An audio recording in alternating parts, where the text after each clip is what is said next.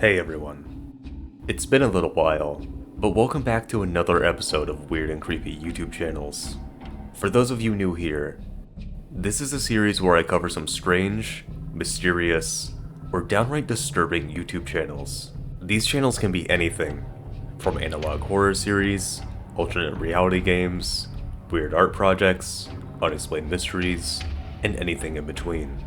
Tonight, I'll be taking a look at 4 more channels from the weird side of YouTube, one of which being a viewer suggestion. Speaking of viewer suggestions, if there's any channels you'd like me to talk about in this series, please let me know in the comments. I read every comment, and I'm always looking for new spooky channels to talk about. Now, before we begin, I have 2 things I need to get out of the way. First, this is likely going to be the last episode in the series until next year. Don't worry, the series isn't going anywhere, I just need to take a bit of a break from it for now. I know these videos tend to be my most popular, but I just don't feel as passionate about this series as I once did, and I'd rather not pump out slop just because it gets views. Again though, this series will be back. There just might be a bit bigger of a gap between episodes this time. Second, as always, please do not harass any of the channels I talk about in this video. This video is purely for entertainment. It's not that serious. With all that out of the way, if you enjoyed this video, please do leave a like and subscribe, as it really helps me out. But now, without further ado, let's dive right into the first channel. I've mentioned a couple times now that I'm not a huge fan of analog horror. I'll probably make a video someday going over my issues with the medium, but to put it simply, I think analog horror can be great if it's done well, but most series are either not scary or flat out bad. Again though, this is something I'll go into more detail about some other time. I'm bringing my dislike of analog horror up now because Maple 9 is one of the best analog horror series I have ever seen. It's been a long time since I've watched an analog horror series this good, and it's an absolute shame that Maple 9 isn't more well known. Before I go over this entire series, I do highly recommend you watch Maple 9 for yourself. It's currently only 4 videos, totaling to about 30 minutes, so it's not a huge commitment. Even if you're not a fan of analog horror, I really do suggest watching this series, since it doesn't really feel like a traditional analog horror. Now, let's get into the first video. Welcome to the World of Maple 9 is a short introductory video which, like the title says, introduces us to the titular world of Maple 9. Maple 9 takes place in Canada, centering on a small unnamed town where strange occurrences are happening. I know that's not the most unique premise out there, but I still think the premise works well, given how the series is more of an anthology than anything. There's a couple recurring ideas in the 3 actual episodes, but they're mostly standalone, and that's part of why I think they're so great. The first real episode is called Rotary Randy, and it centers on a fictional children's TV show starring this horrifying looking phone creature. Despite his appearance, Randy does seem to actually want to teach children, as there's not really anything creepy in this video. Aside from Randy's appearance, there's a few creepy kids drawings, and Randy alludes to something sinister that might be going on, but he still doesn't really seem malicious to me. This episode honestly doesn't have much going on, but before we continue, I have to talk about the presentation. I don't know how Randy was made, if he's a physical puppet or CGI, but he looks fantastic. They emulated the style of a lower budget 90s kids show really well, and that goes for the other 2 episodes as well. Every style Maple 9 emulates is done so faithfully, it could pass as the real thing. And that's not something I can say for most analog horror. I'll come back to this point a little later. So for now, let's move on to the next episode. The next episode is titled Flatlanders, and I'd say it's the most traditional of the 3 so far. It's presented in a documentary style, which I see pretty frequently in analog horror videos. But unlike the vast majority of those videos, I think it's done really well here. The actual video is about these guys finding some weird 2D creatures living inside of a radio frequency, and while they're harmless at first, things change very quickly. I'm not going to spoil much of this one, because I highly recommend you watch it for yourself. If you're at all a fan of body horror, or the works of Junji Ito, you're going to love this one. There's a reveal towards the end that is absolutely haunting, and it's one of the best scares I have ever seen in an analog horror video. If you're going to watch any of Maple 9's episodes, please watch Flatlanders. Finally, the last episode is titled Kroshka. Not only is this my favorite episode, but this was also the first one I watched. This one centers on a Soviet toy that's taking the Western world by storm, which is the titular Kroshka. We cut between news footage, found footage, and a stop-motion cartoon of the Kroshka toy, which is done so well that I genuinely believed it was real for a moment. Again, I have no idea how this was done. I assume this was all made in Blender or some other 3D animation software, but I wouldn't be shocked if they really did make this with stop motion. I don't really want to spoil much of this one either, but from what I understand, there's something wrong with the Kroshka dolls, which are causing children to go missing. What makes things even stranger is that the Kroshka cartoon might have predicted all of this. Like I said, we cut between real-life footage and footage of the cartoon, where the same events are happening in both. Given that the cartoon is dated 1988, and the found footage is dated both late 1992 and early 1993, I believe that maybe the cartoon somehow predicted this tragic accident. Or perhaps, this is no accident, and the Kroshka dolls are much more sinister. It's left ambiguous, but that's exactly what I love about Maple 9. Too much analog horror nowadays is either so vague that it's hard to determine what it's even about, or it's so over-explained that there's no point in piecing together the lore yourself. Maple 9 explains just enough to be scary, but it only becomes truly disturbing when you piece together the finer details. I do have one issue with Maple 9, and that's the fact that AI was used in the Kroshka episode.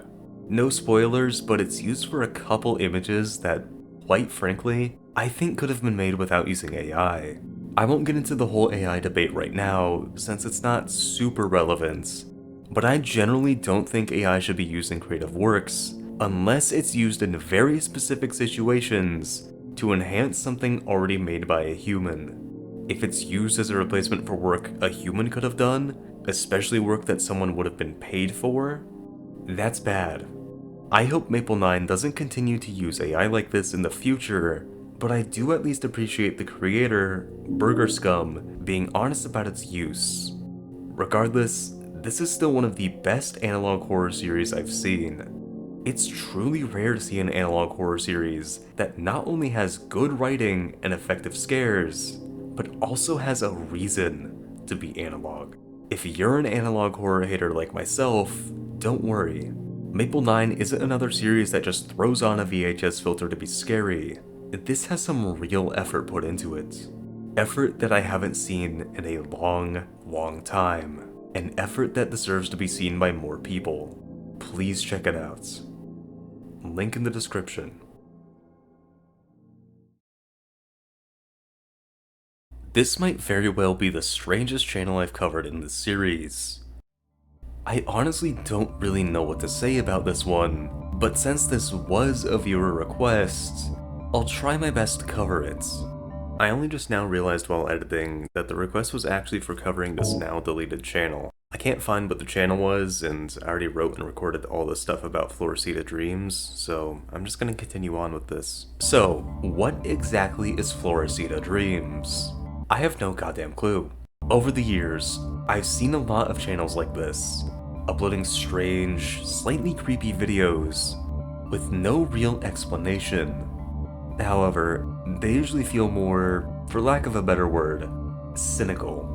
As an example, there was one channel I found which almost made it into this video, which straight up used images from gore videos in their thumbnails. but the videos themselves were just unrelated memes. I am fully aware that some of these channels, like the one I just mentioned, are made to troll people looking for gore videos and the like, but I still consider these channels to be somewhat slop. Anyway, I'm getting off topic.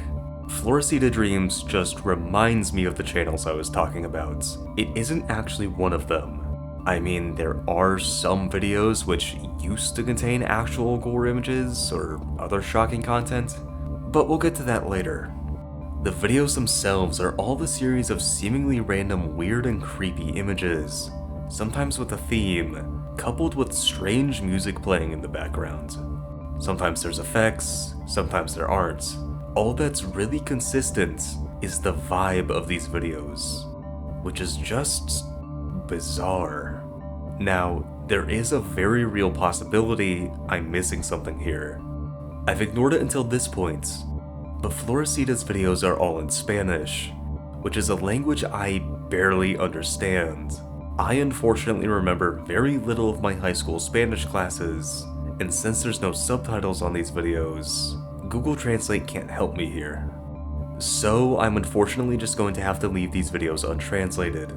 I did do some digging to try to find if there were any explanations for this channel, ideally from a native Spanish speaker, and I found some. Please do take this information with a grain of salt, since I'm going off of some Reddit comments, but according to a few different people, FlorecitaDreams is meaningless. These videos are just made for fun, and have no real deeper meaning, but that doesn't mean the videos aren't still interesting. I'm definitely not the right person to cover FlorecitaDreams in depth, since again, I don't know much Spanish, but I can at least show you why these videos are interesting artistically. Let's take a look at this video.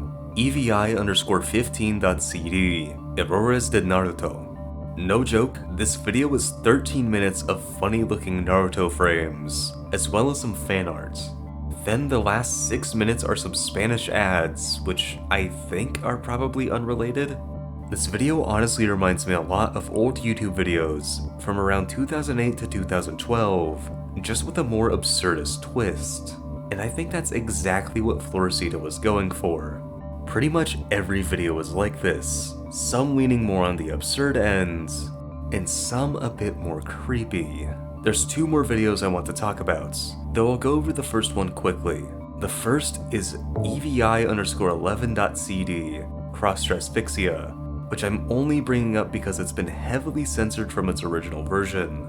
Like I alluded to earlier, Florecita's videos get deleted somewhat frequently due to graphic imagery present within them, such as an actual dead body in the original version of Cross-Dressfixia. Now, I will say, this video doesn't contain anything like that anymore. There's still some gross images of let's just say a certain kind of doll, as well as some fake movie gore, but it's far more tame than the original version. I won't tell you how to find the original version, since honestly it kinda sucks, but I have seen it. Really all you're missing with the re-upload is more images of dolls, and the aforementioned dead body. Now, don't get me wrong, I hated seeing these images, but at the same time, they were clearly added just for shock value. FlorecitaDreams videos, in my opinion, are far more interesting when not full of shock content, as the visual style is really what makes things interesting. Again, these videos remind me a lot of old YouTube and the internet as a whole, and while the style they're going for is from slightly before my time, I still have some nostalgia for it. I remember watching videos like Florecita's, full of random images and Windows Movie Maker transitions, all the time as a kid, though they were a lot less bizarre than this. I'm also heavily reminded of Obey the Walrus, however I don't think there's a weird cult attached to FlorecitaDreams. Let's move on to the last video I want to talk about, which is titled Cineteca del Patrón Celine Delgado, Canal 5 El Servicio de la Comunidad, which is based on the Mexican TV channel Canal 5, and a missing person it once showed. I don't really have time to go into the full story here, but it's highly debated if Celine Delgado is even a real person, since no info about her has ever been found. Now, FlorecitaDreams' video about Celine Delgado does have a bit more substance to it. From what I can gather, it seems to be about why the picture is so uncanny. There's some stuff about the uncanny valley in here, and there's a whole section about merging her photo with some other ones, which I think is trying to say that the photo was AI generated? I think they might be trying to claim the Celine Delgado image is fake somehow. But given that one of the images they merged it with is of a minion, I don't think it's a serious accusation. There are unfortunately a few more images of what I think might be actual dead bodies, but I'm not 100% sure. Regardless, this video is really strange, but also kind of hilarious. This was the first video from Florecita I watched, and after watching it, I knew I had to cover this channel. It's so bizarre and absurd that it loops around to becoming funny, while also simultaneously remaining a bit creepy, and I'm pretty sure that's intentional. It takes a lot of skill to make videos that are simultaneously able to make me laugh and feel unnerved, all the while using very basic editing, and I have to commend FlorecitaDreams for that. I apologize for any inaccuracies during this section, but sometimes I just want to show you guys channels I find interesting. Not everything has to be some deep mystery or ARG. Sometimes, a channel just uploads weird videos for the sake of being weird, and that's alright.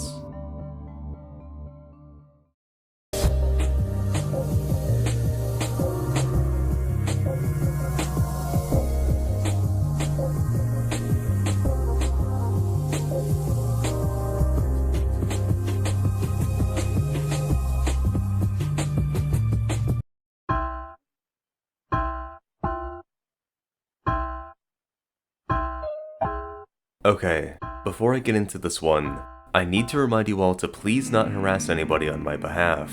I trust you all aren't going to, but this channel I'm about to talk about is strange in a bit of a different way. Zaja's Room, or ZJCFHGF, is a Japanese channel run by someone who creates and wears female masks. I know that doesn't really sound bad, and really it isn't, but these masks are deeply in the uncanny valley. Like, no joke, this is exactly what I think of when I think of the uncanny valley. If that was all though, I probably wouldn't be talking about this channel. After all, it's decently well known due to them making that old My Sister EXT video, but I can't help but feel that there's something off about this channel. I'm not going to accuse Zaja of anything, since for all I know, these videos are innocent, but I do find it odd that some of their videos have titles such as Zaja the Eternal High School Girl. Again, I'm not going to make accusations, I just find this odd is all. I'm still onto you, Zaja. I'm joking. Or am I? Okay, but seriously, I'm not accusing Zaja of anything. I'm just here to show you these uncanny masks, nothing more. That's why I haven't gone over any of the videos, because it's pretty clear what they are. These are, most likely, fetish videos. I won't speculate on Zaja's identity, or if they're getting any enjoyment out of making them, but it's pretty clear why these videos exist. Now, despite what I just said, there is a very real possibility these videos are nothing more than marketing. I haven't mentioned it since, quite frankly, I'm not sure if this is still true, but I believe Zaja does sell their masks. Going off of this now inaccessible website, Zaja does create, and I believe sell their masks. Masks that I believe are made for a specific purpose, but that's besides the point. It's clear to me why these videos exist, regardless of who Zaja is and why exactly they make them, but I don't think these videos are anything sinister.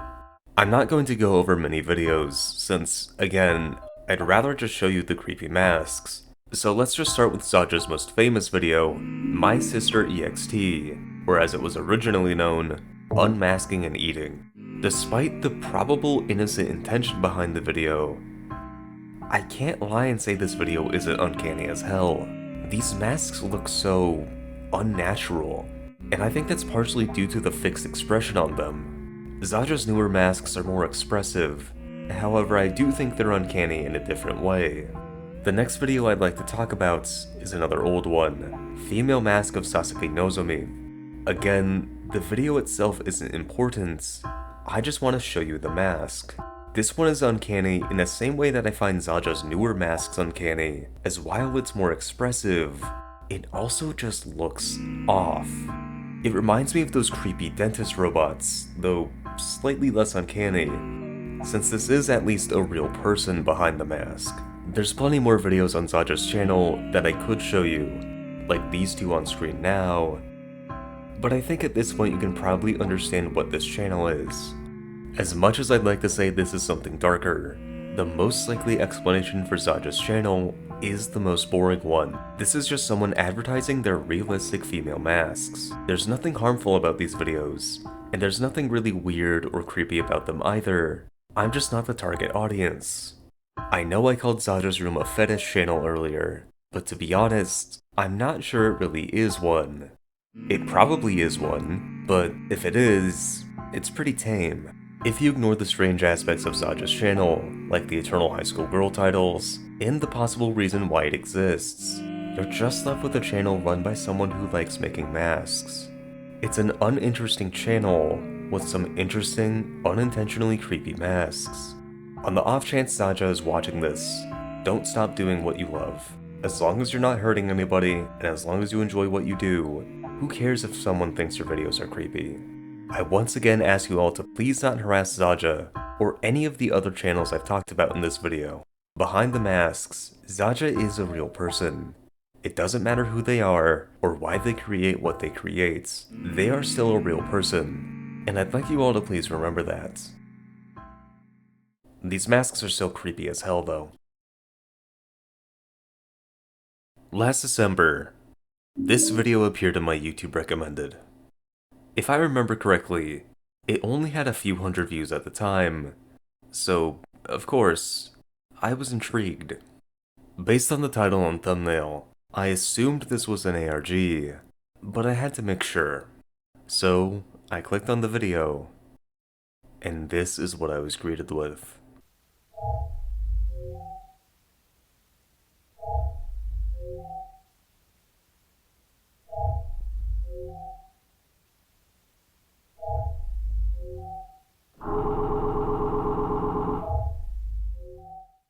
I genuinely didn't know what to make of this video. Don't get me wrong, I liked it. I just didn't know what to make of it. I then decided to check the rest of the channel for any further info, as I was still under the assumption this was an ARG or an art project of some sort. At the time, there were 2 other videos uploaded, just as abstract as the first, but I felt there could be a deeper story here.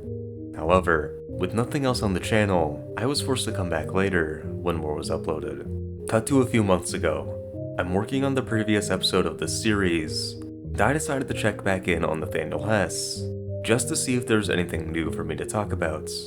And lo and behold, there was. So I sat down and watched it all, expecting to finally have a more concrete answer for what that first video meant. But I didn't get one, and I still don't have one for you now. Part of me wants to say this is an ARG, but I can't figure out what the story could possibly be about. The videos all feel disconnected from each other, there's barely any ARG elements in them, and there doesn't seem to even be a plot. With that in mind, I'm forced to assume that Nathaniel Hess is nothing but an art project, but if it is one, what does it mean? I've seen a theory in the comments of Nathaniel's videos that the videos are a representation of someone in a hospital reminiscing about random memories from their past, but there's really not much to suggest this is the case.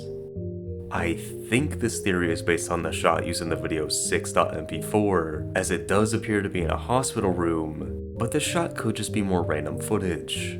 The thing is though, whether this is random footage or not, it's the closest thing we have to an explanation. It's undeniable that Nathaniel Hess is an art project of some sorts, but what it could mean still eludes me.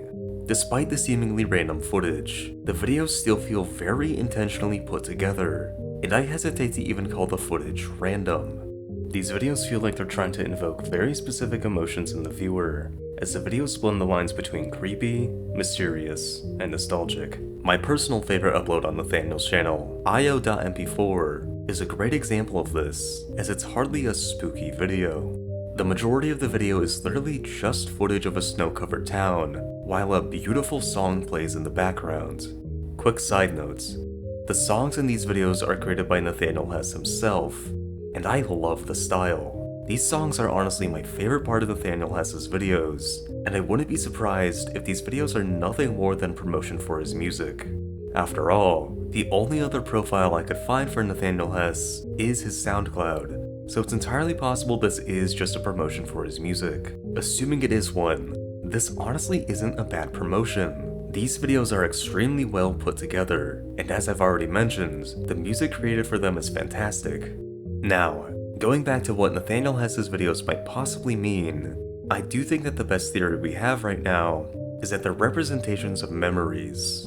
The VHS filter, the nostalgic vibe, it all points to a theme of past memories.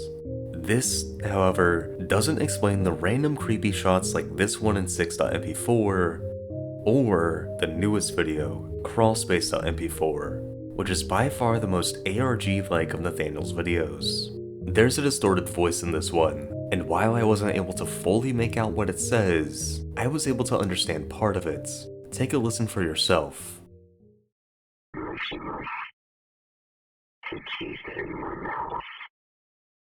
Shattered porcelain. I saw aircraft. Sunlight shining from the crawl space.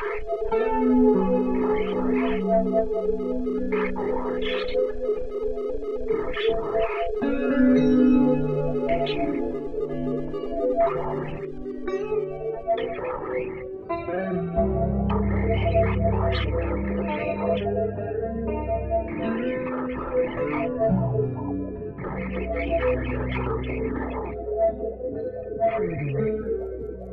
Twitching.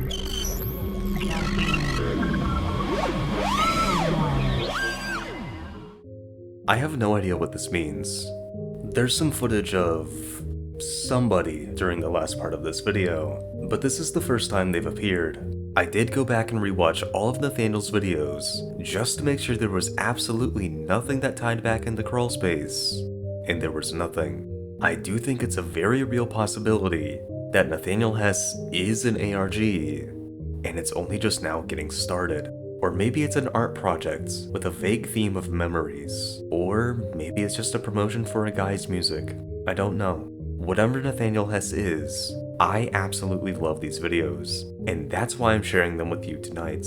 I've been focusing more on the content of these videos, but my favorite part of Nathaniel's videos is how they make me feel. There's a great blend of uneasiness and nostalgia here, and I honestly struggle to even put into words how these damn videos make me feel. It's a feeling I've only ever really gotten before from the game Yume Tuki, which is a game I hold in very high regard, so of course I also enjoy these videos. Do I think Nathaniel Hess was inspired by Yume Tuki? Probably not. It's likely just a coincidence that I get the same vibes from these videos that I get from Yume Tuki, but I'm not complaining about it. I saw a comment on one of Nathaniel's videos that said the feeling they give off is similar to the concept of Sonder, the idea that everyone you pass by has a life as complex as your own. And I think that's definitely true, despite the lack of Sonder within the videos themselves. I still don't know what exactly Nathaniel Hess is. If it is an ARG, it seems like it's only just beginning, and if it's an art project, I'm unsure of its meaning, but I don't really care about any of that. All I care about is that these videos are super well made, and I think you should check them out. If Nathaniel Hess is an ARG, I'll definitely cover it more in depth when more comes out. But until then, please check out this channel if anything I've said about it piques your interest. I promise you won't regret it. But with that, that's going to be the end of this video. I hope you all enjoyed yet another look into the depths of YouTube, and I hope you'll all join me next time, whenever that ends up being. Once again, if there's any channels you'd like me to cover in this series, please let me know in the comments. I might not be able to go over all your suggestions, but I'll try my best. Anyway, that's all for now. Thank you so much for watching. Stay safe out there, and good night.